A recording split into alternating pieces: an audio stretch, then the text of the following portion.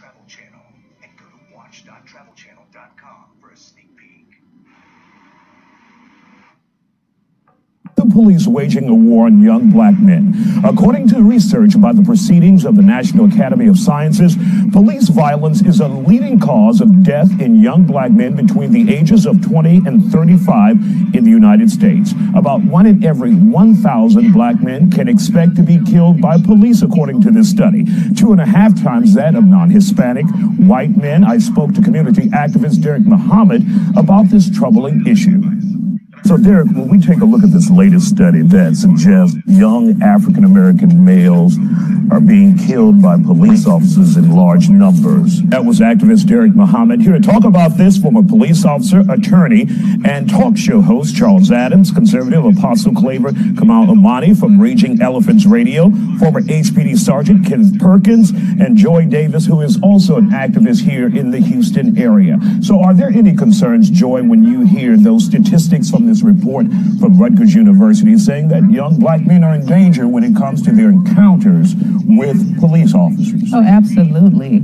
I am the mother of 4 children, 4 black children, and this is a fear that we have because my child accidentally set the alarm off on my house alarm. And what happened when the police officers arrived, they already had their guns drawn. So this goes into a training protocol that needs to happen. But not only that, we need to go and discuss the non-white supremacists that are working in the police departments and rooting them out. We need to hold these police officers accountable because so many times we see unarmed, innocent black men, women, and children being murdered for doing nothing but existing while black. All right. Charles Adams, let's bring you into this conversation, a former police officer, now attorney and talk show host. Do you put much credibility or weight into this report? No, I mean, clearly it's a valid study, and even if those that take the far left ideological position that it's white supremacist officers out there intentionally murdering people because of their race, and that's recently been refuted by a Michigan State and University of Maryland study that suggested race was a secondary factor. It's still, as Reverend Muhammad said, it's the optics. And of course you have on the far right spectrum, you have people that take the position that police are always right, that sit there and justify the murder of Tamir Rice, or just take these absurdist positions. And those people are defining the debate on social media, right?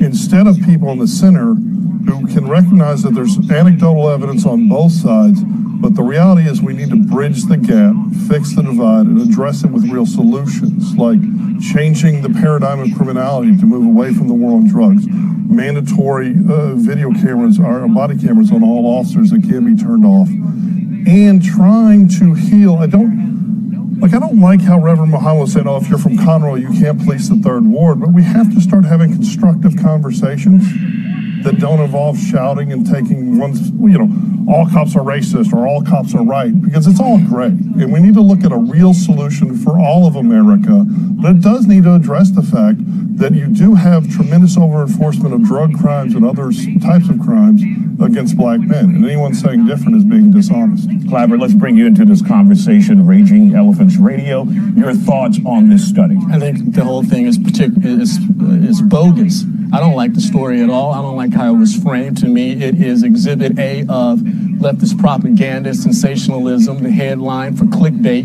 and they use the tragic death of the man in 2015 that was shot up in the Carolinas as a sensational photo. And the article is contradictory because when you go and scroll down, if you take the time and look at it, they make a comparison of this study from Rutgers University versus what the CDC says. The #1 cause of death of black men between 25 and 29 by the CDC is black men killing black men at a rate of 94.2 per 100,000. When you look at police force, it's down there with diabetes at 2.8 and influenza at 2. 3.4 per 100,000. It's not an open season on black men out there. Policemen are not hunting down black men for the purpose of killing them. It's sensationalism. I'm about facts. I'm about accuracy in journalism. Even if you harbor a bias, as Raging Elephants Radio does, we still are going to give you the facts and not try to sensationalize to ramp up your emotion and to cause the type of divisions and incivility that we have. How about instead of trying to minimize it, you suggest a solution? Because I didn't hear a single solution to what? What's the solution to 3 points? Suggest that there's not a divide in America. You're being dishonest.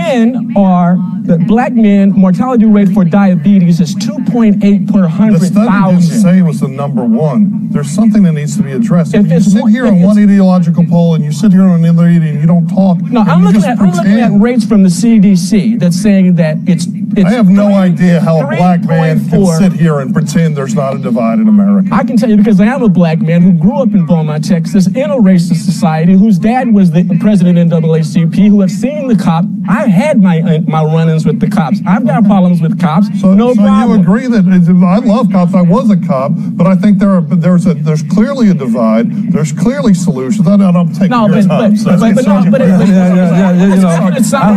it's open season. It's not open season. One at a time. Go ahead, Sergeant Purdy. Well, there's most definitely an elephant in the room. So I'm sure you guys heard that before. Now look, I don't care what these guys say. I can't tell you there is racism within the police department, and minorities are being targeted. I worked in the field for many, many years. I agree with this gentleman on my right. I agree with this young lady here. There's definitely racism. There's no way around it. But we do have to work to make this thing better. Because my kids have been targeted. Other people's kids have been targeted. I know exactly what's going on. There's some things that's not going to be discussed. You have to realize that the Texas Penal Code is changing on a daily basis. The Code of Criminal Procedure are changing on a daily basis. We don't understand the significance of how important it is to understand policing. True enough, police officers put their life in danger. True enough, there are Caucasian officers out here in the area. But we got to understand, Isaiah, look, they're out here, but you need to do the job right. You just can't just go just willy-nilly, just start shooting people and killing people. I want you to be safe first. That's not using common sense. That's how Claver, you gotta give me some respect. My apologies. So, Joy, let's bring you in this conversation. Do we bear some responsibility as a people, as black people, to, as some say, comply when you're having dealings or an encounter with the police department? Well, we've seen instances where black people are killed for, complying, and that's where we come out, hands up, don't shoot. There were people killed for just selling a cigarette. There were people killed for just having a possession of a gun, but just telling someone like, hey, I have a possession of a firearm. And I'm telling you this, I have a license to carry this. And that was Philando Castile. So, and even Botham Jean up in Dallas, he was in his house minding his own business, and Amber Geiger came in there and shot and murdered him. Well, what you have is, so Philando Castile, the state tried to prosecute and convict him. They didn't do an effective job. You have the officer in Dallas and Balch Springs that's in prison now. The officer you mentioned is being prosecuted. See, that's the thing. You have one person here taking this far extreme that there's not a problem, and then you have another end of the spectrum that takes the problem that exists and conflates it into a much larger problem, and no one's talking about solutions. And the solutions, and he was a police officer for much longer than I was, but he's condemning Caucasian officers, but he's not talking about solutions. There are tons of fantastic police officers of all colors, creeds, ethnicities.